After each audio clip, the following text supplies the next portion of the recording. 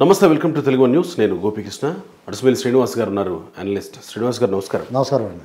నిన్న యాక్చువల్గా హైలైట్ కావాల్సింది, నిన్న వివేకానంద రెడ్డి హత్య జరిగి 5 ఏళ్ళు అవుతున్న సందర్భంగా ఆయన హత్య గురించి షర్మిల, ఆయన కూతురు సునీతమ్మ, సౌభాగ్యమ్మ వీళ్ళు మాట్లాడినవి బహుశా ప్రజలు విని ఉంటే గనక, వాళ్ళు నేరుగా సూటిగా డైరెక్ట్గా ప్రజలకు చెప్పిన మాటలు ప్రజలు విని ఉంటే గనక, ఈ కవిత అరెస్టు, ఈ హడావుడి ఇదంతా మీడియా క్యారీ చేయటం మొత్తం అంతా దీని మీద మోహరించారు కదా, వాళ్ళు విని ఉంటే గనక ఆంధ్రప్రదేశ్లో జగన్మోహన్ రెడ్డి పరిస్థితి ఏంటి సార్?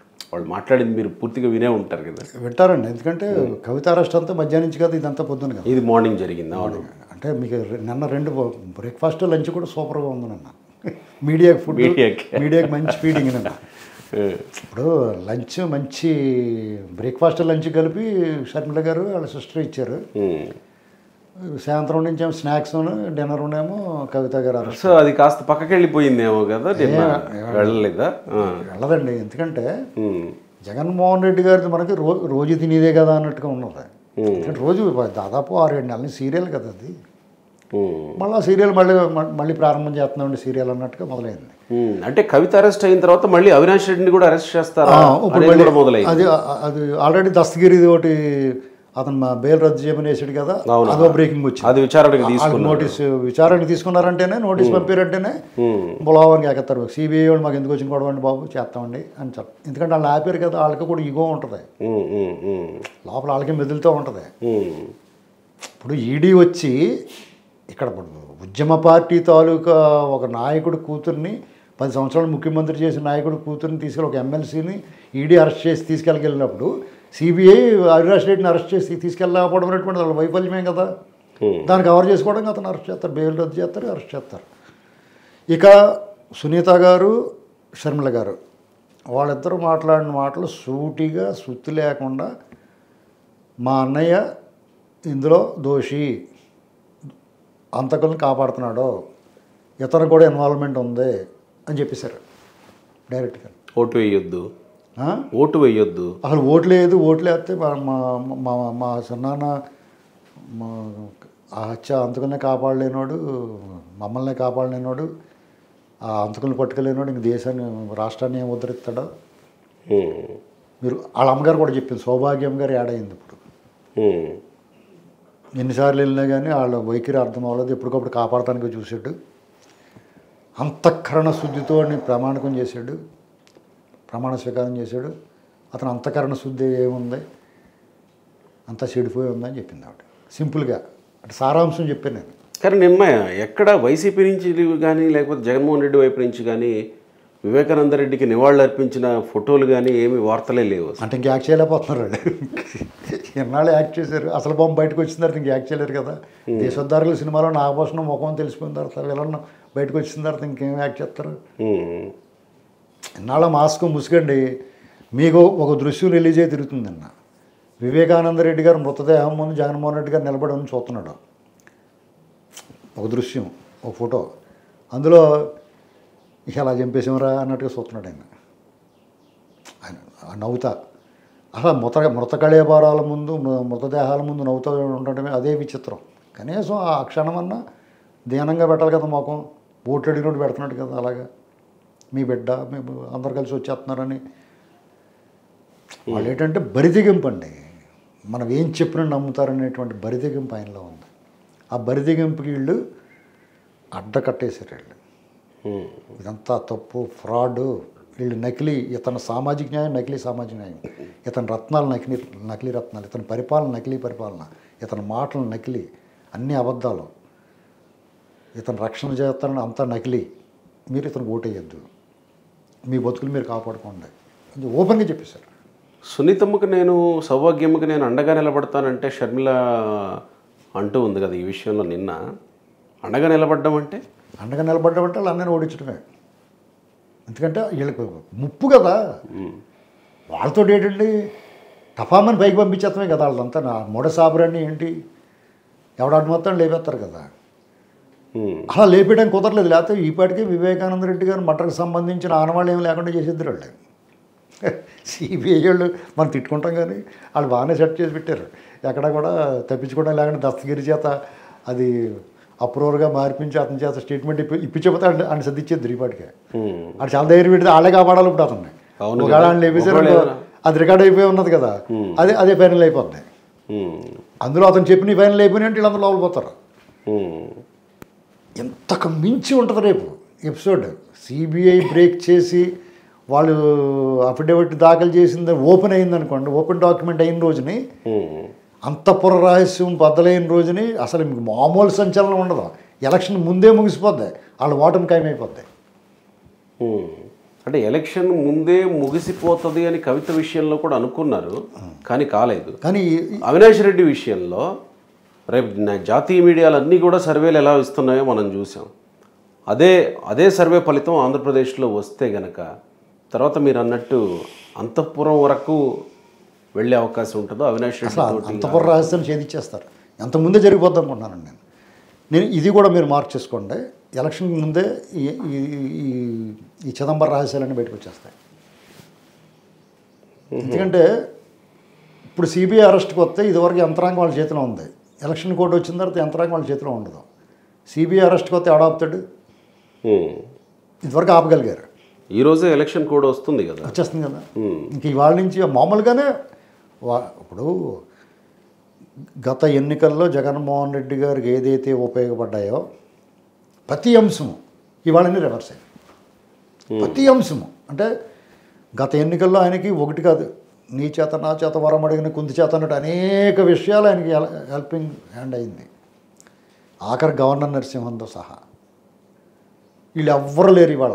కేసీఆర్ గారు ఎంత అండ, మోడీ గారు వీళ్ళందరూ ఉన్నారు. ఇప్పుడు ప్రజా సంఘాలు, రకరకాల విశ్రాంత జడ్జిలు, అధికారులు వాళ్ళందరూ మాట్లాడితే సీ అంటారని మనం నోరు మూసి కూర్చున్నారు. లేకపోతే వాళ్ళు తయారైపోతారు, వచ్చేసి టక్కలు కట్ట సర్దుకుని వచ్చేసి మాట్లాడేద్దరు.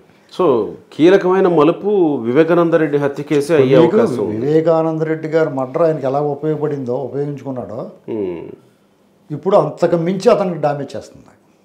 నిత్యం రంపం కోత కదా వీళ్ళు. సునీత గారు పోరాటం మామూలు పోరాటం కదండి, ఏకంగా పైకి పంపించేసి వాళ్ళతో పోరాడుతుంది ఆవిడ. మీకన్నా మీతో సమూజీలతో పోరాడచ్చు, మీకన్నా కొంచెం బలం ఎక్కువ ఉన్నవాడితో పోరాడచ్చు. అత్యంత క్రూరుడైనవాడు, పాలకుడు, అధికారము, క్రూరత్వం రెండు కలగలిపి ఉన్నవాడితో పోరాటం మాటల. అసలు జాలి దయ్యాలైన వాళ్ళతోటి ఆయన ఎలా చంపేశారండి, ఎంత దారుణం అది. పైగా చూసినట్టు చెప్పాడు అతను. అలా లాక్కొచ్చాం, ఈ గొడ్డలు వేసుకుని ఇచ్చి నరికారు, ఇవన్నీ దగ్గరుండి చూసినోడు చెప్తారు కదా, అలా చెప్పాడు అతను. గొడ్డలు అనేటువంటి మాట నువ్వు ఎలా, నీకు ఎవరు చెప్పారా అని చెప్పి పట్టుకుంటారు. నేను ఏం చెప్తాడు సమాధానం? ఇప్పుడు వరకు విచారణ చేయగానే సిబిఐలో అతను కూర్చోబెట్టి విచారణ చేస్తే దానికి సమాధానం ఏం చెప్తాడు? నీకు గొడ్డలని ఎవరు చెప్పారు చెప్పు, చూసావు నువ్వు అని అడిగారు అనుకో. ఒకవేళ వాళ్ళ ఫోన్లు గీన్లు వాళ్ళ నైటు అదంతా ఎక్కడి నుంచి తెప్పిస్తా ఉన్నారు, తెప్పించారు అనుకోండి, అదంతా బయటకు వచ్చేసిందని వీళ్ళు వాట్సాప్ చాటింగ్లు గీటింగ్లు ఇప్పుడు ఆ ప్రణీత్ రావు బయటకు వచ్చేసినట్టు వాళ్ళ బొమ్మ ఏమైపోద్ది? ఈయనంటరా అన్నారు అనుకున్నారు ఇంకా జనం అవుట్ కదా. ఎలక్షన్ కావాలా, ఎలక్షన్ ముందే అయిపోద్ది. ఇప్పుడు టికెట్లు అనౌన్స్ చేస్తుండే ఇవాళ అన్న మీరు నామినేషన్ వేయమండి అంటారు. ఏమని అడిగారు అనుకో, కొడుతున్నారండి అని చెప్తారు. మీకెంత జలసా సినిమాలు బ్రహ్మానందం అంటాడు కదా, సేమ్ అలా చెప్తారండి. వెళ్ళండి ప్రచారానికి వెళ్ళమనండి చూద్దరు. షర్మిల చాలా క్లియర్గా మాట్లాడింది పైన సాక్షి మీడియాలో. మీకు అన్న వదిలిన బాణం తిరిగి ఇదివరకు విఠలాచారి గారు చూపించేవాడు. ఒక బాణం వేస్తే ఆ బాణం మళ్ళీ తిరిగి వచ్చేసి వెనకాల వెంటాడేసినట్టు. మన గ్రాఫిక్స్ లేని రోజుల్లో కూడా అలాంటి స్పష్టంగా మనకు చూపించేస్తుంది ఇవిడ. ఆ బాణం ఎలా వెంటాడేస్తుందో, వేటాడేస్తుంది మామూలుగా కాదు. అంటే ఏ రేంజ్లో వాళ్ళని వేధించారో, ఏ రేంజ్లో వాళ్ళ మధ్య వైషమ్యాలు ఉన్నాయి అనేటువంటిది. అంటే ఈ విషయం ప్రజలందరిది అవుతుందా, ఆ వ్యక్తిగత విషయం అవుతుందేమో కదా ఒకవేళ. మరి ఆయనకు నేను మీ బిడ్డను అంటున్నాడు కదా, అందరికీ సంబంధమే కదా. ఇప్పుడు ఆయన అంతటా ఆయన నేను అందరూ మీ మనిషిని అంటున్నాడు. అదేటయ్యా నువ్వు మరి మా మనిషిని ఉన్నప్పుడు మా తమ్ముడిని చంపేస్తావు నువ్వు అని అడగరా? రాజశేఖర రెడ్డి అందరి మనిషి అయితే మరి వివేకానంద రెడ్డి గారు కూడా అందరి మనిషి కదా. ఆ క్రూరత్వాన్ని చూస్తారు జనం. ఇప్పుడంటే సునాయాస మరణం మరణంలో రకరకాలు ఉంటాయండి. సునాయాస మరణాన్ని కోరుకుంటాడు ఎవడన్నా. ఇప్పుడు ఇష్టామరణాన్ని కోరుకుంటారు, ఇచ్ఛామరణం అంటారు దాన్ని. భీష్ముడు ఇచ్ఛామరణం, ఆయన ఎప్పుడు కావాలంటే అప్పుడు మరణం సంభవిస్తుంది ఆయనకి. సునాయాస మరణం అంటే ఏ నొప్పి లేకుండా హాయిగా హంసలేసి వెళ్ళిపోవాలి. ఇది కోరుకుంటారు ఎవడన్నా సరే. మా వయసు వచ్చిన వాళ్ళు అందరూ కూడా ఇంటికి వచ్చి కూడా బాబు టకాలమని స్విచ్ కట్టేసినట్టు కట్టేస్తే బాగుండని కోరుకుంటారు. అంతేగాని మంచం మీద పడి తీసుకుని చావాలని కోరుకుంటాడు బాధలు పడి. కానీ ఆయనకి ఎలాంటి చావు ప్రసాదించారు వాళ్ళు? లెటర్ రాయించారంటే ఆ గాయాలతో లెటర్ రాసాడంటే ఆయన ఏ రేంజ్లో ఆయన హింసించి ఉంటారు చెప్పండి మీరు. కొట్టి చెత్త రాయించి నరికి చంపారంటే అసలు ఆ దృశ్యాల ఆ గంట అరగంట 32 గంటలో జరిగిన విధ్వంసం, లోపల హింస ప్రతి ఒక్కడికి కళ్ళకు కట్టినట్టు వచ్చేస్తుంది. ఇప్పుడు అది తలుచుకునేమో పులివెందలు ఇతను అడ్రస్ లేకుండా పోతాడండి జగన్మోహన్ రెడ్డి, ఓడిపోతాడు. ఎందుకంటే ఈ చర్చ రాష్ట్రం అంతా జరుగుతుంది, డెఫినెట్గా జరుగుతుందండి. అంటే ప్రభుత్వం ఏం చేసింది, ప్రతిపక్షాలు ఏం చేసాయి అనే చర్చ జరుగుతుంది. అది ఎందుకు వదిలేస్తారండి? జరగాలి కూడా, కానీ ఈ చర్చ జరుగుతుందా? అంతకు మించి వదిలేస్తారు జనం. ఎందుకు మర్చిపోతారు? వాళ్ళు మర్చిపోతే ఈ ప్రతిపక్షాలు ఊరుకో చెప్తాయి కదా. మీరు నేను కూడా చెప్తున్నాం కదా, మనమే చెప్పినప్పుడు కందకలేని తర్వాత కత్తి పెట్టుకుందుకు మనమే చెప్తున్నప్పుడు ఆ ప్రతిపక్షాలు వాళ్ళకి ఆయాచితంగా దొరికిన మిఠాయి పొట్టల్లో దొరికింది. ఇప్పుడు ఇది రాజకీయంగా చూస్తే ప్రతిపక్షాలకి మంచి మిఠాయి పొట్టలు. వాస్తవానికి అది పోరాటం, సునీతమ్మ గారి పోరాటం. మీకు సునీతమ్మ గారి పోరాటం, జగన్మోహన్ రెడ్డి అవినాష్ రెడ్డి విషయంలో అరెస్ట్ కట్టుపడకుండా ఉంటే సరిపోయేది. న్యాయం తర్వాత వెళ్తుంది. తర్వాత ఎప్పుడు 40 రోజులకి 50 రోజులకి బెయిల్ వస్తుంది. నేను చేయలేదు, నన్ను అన్యాయంగా ఇరికించారు అని చెప్పి ఫైట్ చేసుకోవచ్చు. అది చేయకుండా ఇతను అడ్డం పడటం, హై హ్యాండెడ్నెస్ చూపించడం, ఈవిడ్ని నొక్కి పెట్టాలని చూడటం, ఈవిడ్ని తగ్గమనటం, వదిలేయమనటం, ఇలాంటివన్నీ అనుమానాలు ఇంకా పెంచుతాయి కదా. అసలు అరెస్ట్ అయ్యి శిక్ష పడిన దానికంటే ప్రమాదం ఇది. వాళ్ళు రాజకీయంగా సమాధి అనేటువంటి వాళ్ళ ప్రమాదం. ఇప్పుడు అరెస్ట్ అయ్యి ఉంటే అంత ప్రభావం ఉండేది లేదు. అరెస్ట్ అయ్యి జైల్లోకి వెళ్తే దాని గురించి ఎవరు పట్టించుకోడు. ఇలాగ ఎప్పుడైతే జరిగిందో వాళ్ళు రాజకీయంగా ముప్పు, వాళ్ళ అధికారం పెత్తనం పోయిందంటే వాళ్ళకి ఇయ్యేముంది. బాబాయ్ మర్డర్ కేసు నథింగ్, ఒక పార్ట్. వీళ్ళు ఈ 5 ఏళ్ళు చేసిన అరాచకాలు అంతకు ముందు చేసిన దాని కంటే 1000 రెట్లు ప్రమాదం. మరి పార్టీ పరిస్థితి ఏంటి రేపు ఒకవేళ ఓడిపోతే? మీకు ప్రాంతీయ పార్టీల్లో ఇలాంటి పార్టీలు ఇలాగ విధ్వంసమై ఓడిపోతే అడ్రస్ ఉండమండి. ఇప్పుడు టీఆర్ఎస్ పరిస్థితి చూస్తున్నాం. టీఆర్ఎస్ బీఆర్ఎస్గా మార్చాడు, బీఆర్ఎస్ దుకాణం సర్దేసుకుంటుంది. వైసీపీ అయితే కనీసం వీళ్ళకి ఆనవాళ్ళు ఉంటుంది. ఎవరికి? బీఆర్ఎస్కి. వాళ్ళకి ఆనవాళ్ళు కూడా ఆచూక్యం ఉంటుందండి. వాళ్ళు మాతృ సంస్థలో పోతారు అందరూ వాళ్ళంతా. సో కీలకమైన మలుపు తిప్పే అంశాల్లో వివేకానంద రెడ్డి హత్య ఆంధ్రప్రదేశ్ ఎన్నికల్లో అయ్యే అవకాశం బాగా ఉంటుంది. Right sir, thank you.